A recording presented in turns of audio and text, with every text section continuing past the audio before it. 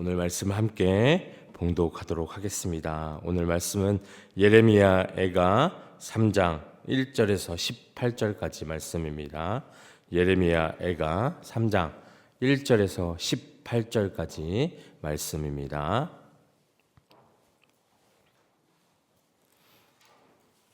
우리 다 차셨으면 한 목소리로 함께 봉독하도록 하겠습니다. 시작. 여호와의 분노의 매로 말미암아 고난당한 자는 나로다.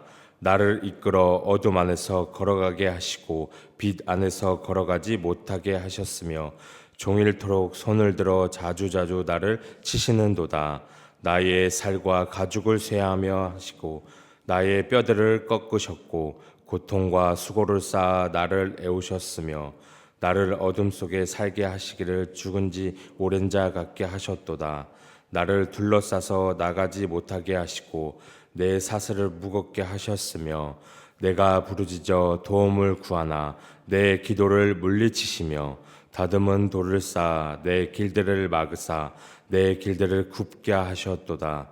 그는 내게 대하여 엎드려 기다리는 곰과 은밀한 곳에 있는 사자 같으사 나의 길들로 치우시게 하시며 내 몸을 찢으시며 나를 적막하게 하셨도다.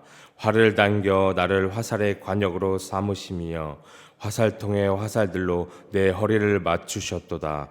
나는 내 모든 백성에게 조롱거리 곧 종일토록 그들의 노랫거리가 되었도다. 나를 쓴 것들고 배불리시고 쑥으로 취하게 하셨으며 조약돌로 내 이들을 꺾으시고 재로 나를 덮으셨도다.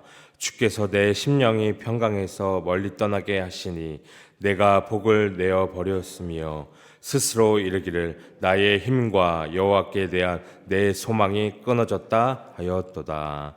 아멘. 이 예레미야는 유다 백성의 고통을 자신과 이의 고통으로 동일시하고 있는 것을 우리가 볼 수 있습니다. 그래서 그는 하나님의 이 진노의 매로 자신이 유다가 고통을 겪는다며 하나님이 종일 계속 치시니 자신은 죽은 지 오랜 자처럼 되었다고 말씀에서 이야기하고 있습니다. 그래서 하나님이 기도를 닫으시고 유다를 화살의 관역으로 세우시니 행복과 소망이 사라졌다고 우리 말씀을 통해서 우리가 보여지고 있습니다. 그래서 조상들의 죄를 계속 답습했던 이 이스라엘 백성들이 회개하고 하나님께로 돌아오기를 간절히 원하시던 하나님의 마음이 이 말씀을 통해서 우리가 절절히 느낄 수 있습니다.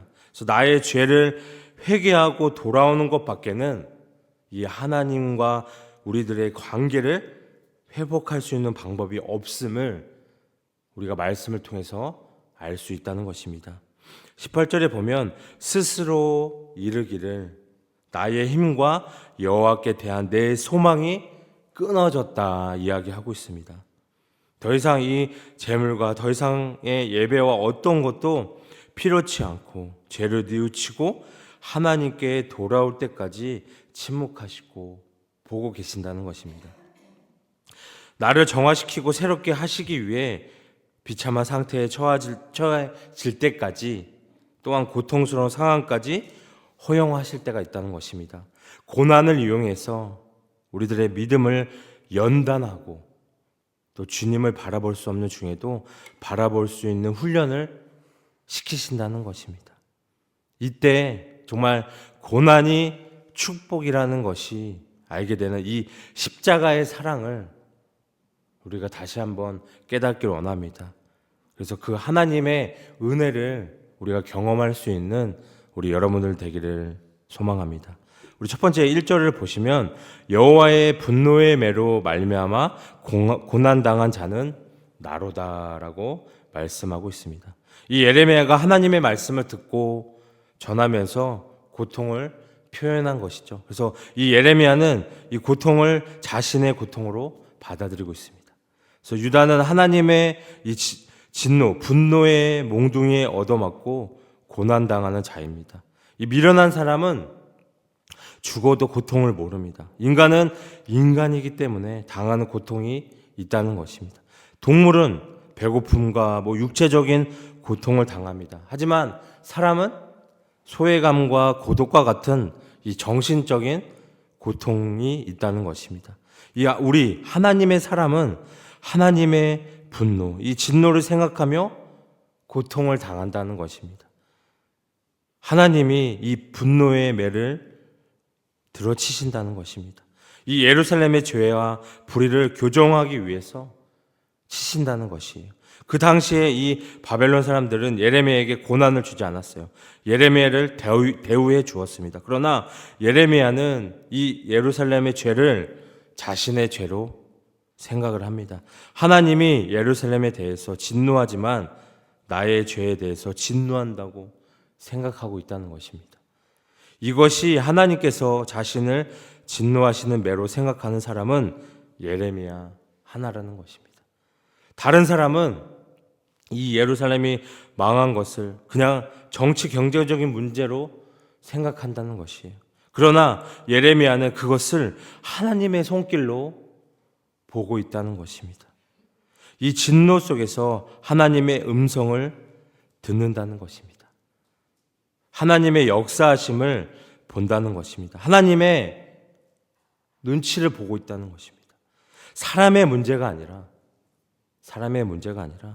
이런 정치 경제의 문제가 아니라 영적인 감각이 민감해져야 한다는 것입니다. 저희들도 마찬가지입니다. 저희들이 살아갈 때 다른 핑계로 나아가는 것이 아니라 나의 문제, 나의 생각, 나의 죄로 이런 것들이 생겼구나 라는 생각을 하며 살아가야 한다는 것입니다. 그래서 주님께 우리가 정말 무릎 꿇고 눈물로 회개하며 주님께 낮은 모습으로 나아가야 한다는 것을 우리가 오늘 이 말씀을 통해서 다시 한번 깨닫기를 원합니다. 핑계가 아닌 나의 문제, 주님께 정말 무릎 꿇고 함께 나아갈 수 있는 여러분들 되기를 소망합니다. 2절과 3절에 보시면 나를 이끌어 어둠 안에서 걸어가게 하시고 빛 안에서 걸어가지 못하게 하셨으며 종일토록 손을 들어 자주자주 나를 치시는도다 라고 말씀하고 있습니다. 하나님은 이 사실 시온에 대해서 매를 계속해서 때리셨습니다. 예레미야는 하나님이 이 시온을 때리는 매가 자신을 치고 있다고 받아들이고 있다는 것입니다. 이 예레미야는 대속의 고통을 당하고 있습니다. 예레미야는 동족의 아픔을 나의 아픔으로 받아들입니다. 그래서 주님께서 예레미야를 이끄시어 빛도 없는 이 캄캄한 곳에서 헤매게 하신다는 것입니다.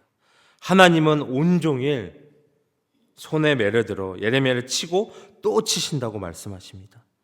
또 하나님은 자주자주 쳐서 죄에 대해서 경고를 하고 계신다는 것입니다. 우리들이 살다 보면 몸이 가끔 이렇게 뜨끔할 때가 있다고 합니다. 사람이 하루에 300번 뜨끔하는 것을 경험한다고 합니다. 어디가 뜨끔하면 우리는 어떻게 해요? 하나님이 그것을 통해 나에게 말씀하신다라고 생각하셨으면 좋겠습니다. 하나님이 나에게, 우리 여러분에게 하시는 일에 대해서 민감하게 반응하셨으면 좋겠습니다. 우리가 우리 생각대로 고집을 피우며 나가는 것이 아니라 우리의 잘못을 다시 한번 깨닫고 회개하며 나아가는 우리 여러분들 되셨으면 좋겠습니다. 그래서 우리는 모든 문제를 통해서 우리의 죄를 발견하고 회개하는 모습을 보이며 나가셨으면 좋겠습니다. 그래서 하나님께서 오늘 말씀처럼 종일토록 손을 들어 자주자주 나를 치시는도다. 이것을 정말 민감하게 받아들이셔서 우리의 죄를 다시 한번 발견하시고 회개할 수 있는 저희들이 되셨으면 좋겠습니다. 4절과 5절과 6절에 보시면 나의 살과 가죽을 쇠하게 하시며 나의 뼈들을 꺾으셨고 고통과 수고를 쌓아 나를 애우셨으며 나를 어둠 속에 살게 하시기를 죽은 지 오랜 자 같게 하셨도다 말씀하셨습니다. 이 선지자는 유다의 상태를 나이가 많아서 노쇠한 사람으로 비유합니다. 노쇠하여 자신의 몸도 지탱할 수 없는데 그곳에 고통을 더하신다는 것입니다. 회개에도 불구하고 하나님의 분노는 그치지 않는다는 것입니다. 아픈 상처로 멈출 수 없는 눈물을 흘리지만 치유는커녕 또 다른 질병으로 더욱 괴롭기만 한다는 것입니다. 하나님께서는 자신의 살과 가죽을 쇠하게 하시고 뼈를 꺾으셨다고 고백합니다. 이 쇠하게 하다, 마찰로 갈아지고 떨어져 나갔다는 이 의미로 예레미야 예가가 2장 24절, 5절, 8절과 16절에도 사용하고 있습니다. 뼈를 꺾다, 뼈를 부서뜨리다는 의미입니다. 이 표현은 예레미야가 1장 15절과 2장 9절, 11절에서 예루살렘의 젊은이들 도성의 방비, 도성을 부수어 흩어버릴 때 사용된 단어입니다. 선지자는 이렇게 예루살렘의 멸망에 사용된 단어를 자신에게 적용함으로써 이스라엘 전체의 고난과 자신의 고난이 연결되어져 있다는 것을 보여주고 있습니다.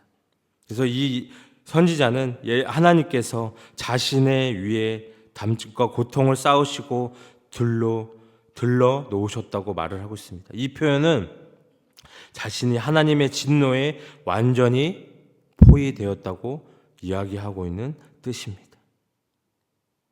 마치 예루살렘이 적들에게 완전히 포위된 것처럼 말씀하고 있다는 것입니다.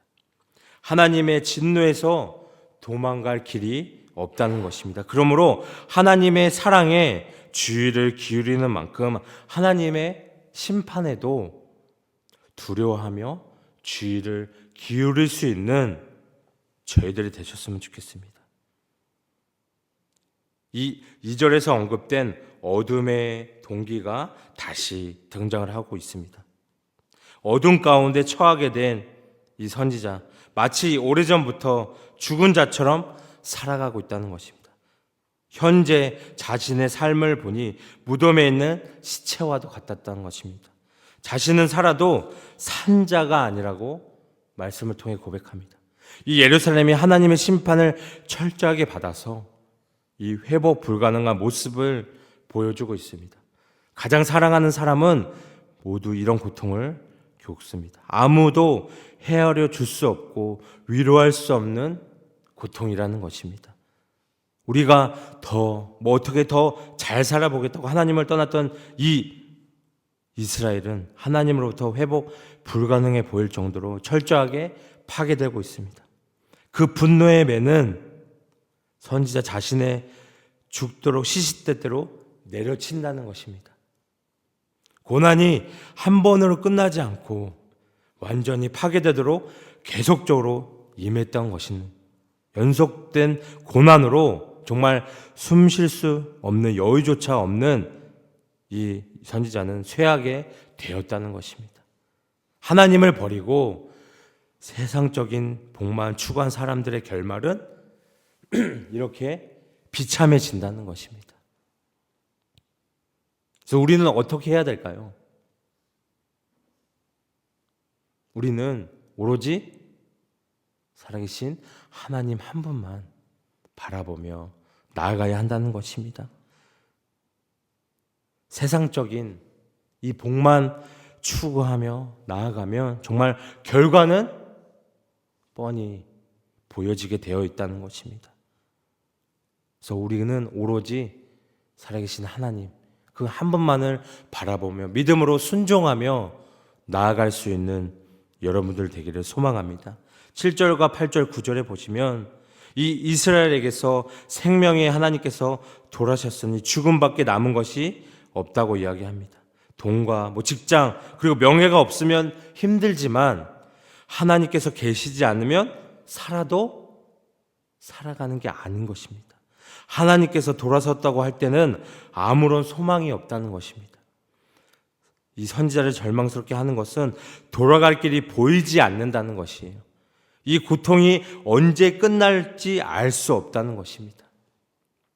길을 막으시는 하나님의 모습을 그리고 있습니다. 자신이 어둠에서 빠져나가려고 해도 하나님께서 자기 주위에 담을 쌓아 놓으셨기 때문에 나갈 수 없다고 고백합니다. 또한 자신의 이 쇠사슬을 더욱 무겁게 하셨다고 고백합니다. 감옥의 이미지를 통해 사슬에 묶인 채로 갇혀 꼼짝달싹 못하는 이 모습을 보여주고 있습니다. 이런 상황 속에서 여호와께 도움을 구하기 위해 간절히 외칩니다. 그러나 여호와께서는 그의 기도를 듣지 않으십니다. 이것은 철저한 하나님의 유기로 하나님의 백성에게는 가장 호톡한 심판이라는 것입니다. 하나님의 도우심을 구하는 동시에 하나님께서 계속해서 자신의 길에 담을 쌓고 길을 굽게 하고 재앙에서 도망갈 수 없게 만드셨다고 말씀하고 있습니다. 여기서 탈출구 없는 이 절망적인 상황을 이야기하고 있다는 것입니다. 정말 유일한 도움이신 하나님조차 자신을 외면했다는 것이에요. 우리가 살다 보면 정말 사방이 이렇게 막히는 경우가 있습니다. 좋지 않은 일은 꼭 한 번에 파도처럼 몰려올 때가 있다는 것이에요. 그리고 반드시 한계점을 보도록 하신다는 것입니다. 자신이 진짜 사랑하고 의지했던 것이 무엇인지 반드시 보게 하신다는 것이에요. 하나님 외에 사랑하고 있다면 유일하신 출구이신 하나님마저 보이지 않을 것이라는 것입니다. 뿐만 아니라 하나님께서 정말 가해자인 것처럼 보이는 상황을 만나게도 하신다는 것입니다. 우리가 그것을 꼭 깨닫기를 원합니다. 10절과 11절, 12절, 13절에 보면 엎드려 기다리는 곰 같고 숨어있는 사자와 같이 그는 나를 길에서 끌고 와서 나를 괴롭히고 도움 없이 떠난다고 하십니다. 그는 활을 당겨 나를 화살의 표적으로 삼으셨고 화살로 내 심장을 찌르셨다. 허리를 맞추셨다 말씀하십니다.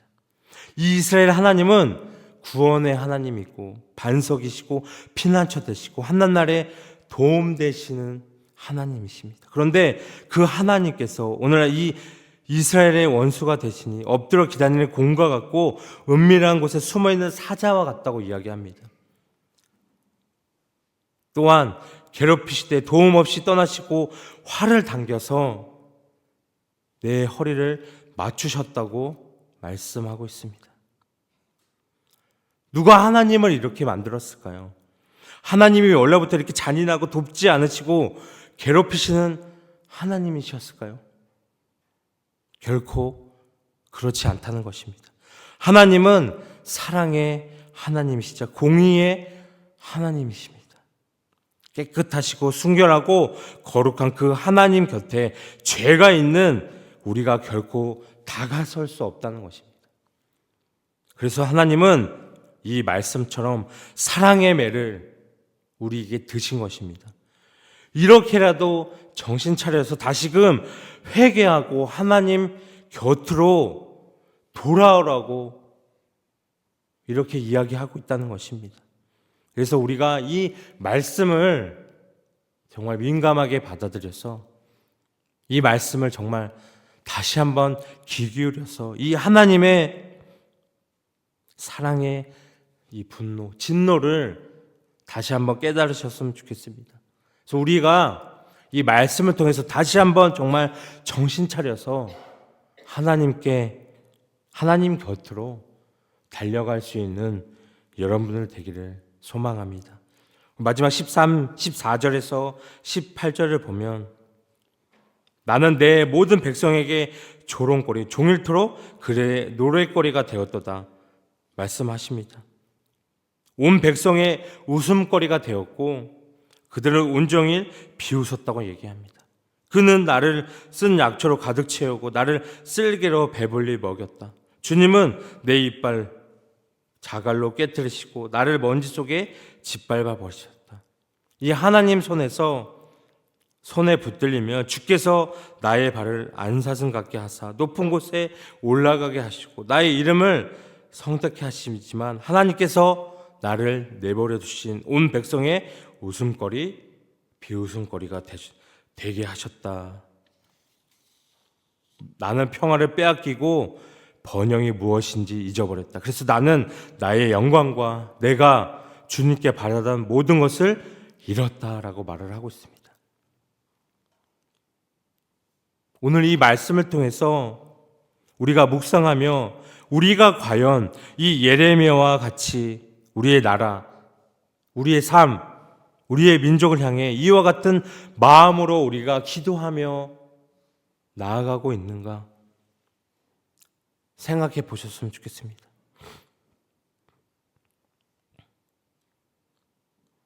우리가 그냥 나의 개인적인 것에만 기도하며 나아가지 않았는가?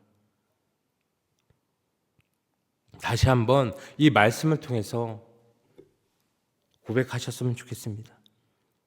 그래서 오늘 이 예레미야처럼 정말 애끓는 마음으로 우리가 기도하며 나아가셨으면 좋겠습니다.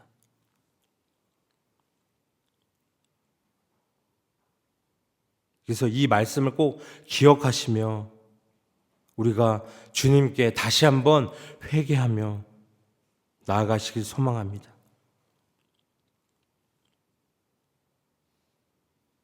정말 이 예레미야처럼 애끓는 마음, 정말 기도하지 않았다고 우리들은 생각합니다. 그러나 하나님은 이 임금들과 높은 지위에 있는 모든 사람을 위해 하라. 이는 우리가 모든 경건과 단정함으로 고요하고 평안한 생활을 하려 함이라 말씀하셨습니다. 그리고 너희는 내가 사로잡혀 가게 한 그 성읍의 평안을 구하고 그를 위하여 여호와께 기도하라. 이는 그 성읍이 평안함으로 너희도 평안할 것임이라 라고 말씀하셨습니다.